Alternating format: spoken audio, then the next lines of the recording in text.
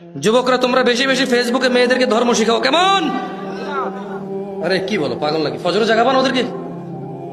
কারা কারা মেয়েদেরকে ফজরে জাগায় ভালো কাজটা করো, হাত তোলো।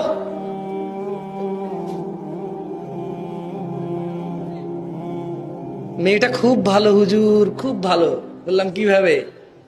তো হুজুর বিশ্বাস করেন কারোর সাথে কথা বলে না। আমি বললাম তুমি কি হিজড়া?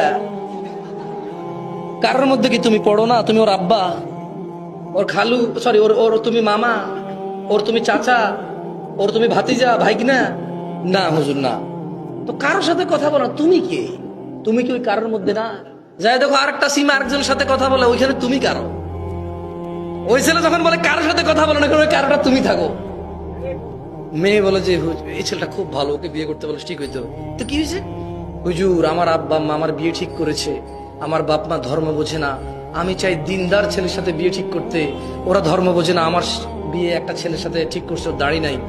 বললাম যে তো দিনদার আপনার পছন্দ কেউ আছে? বলে যে আমি এমনি কথা হয় না, একটা ছেলের সাথে মেসেঞ্জারে মেসেজ টেসেজ করি, ওই ছেলেটা খুব ভালো। মনে রাখবা বোন আমার, যেই ছেলেরে বুঝে গেছো তুমি ভালো, ওই ছেলের ভালো না।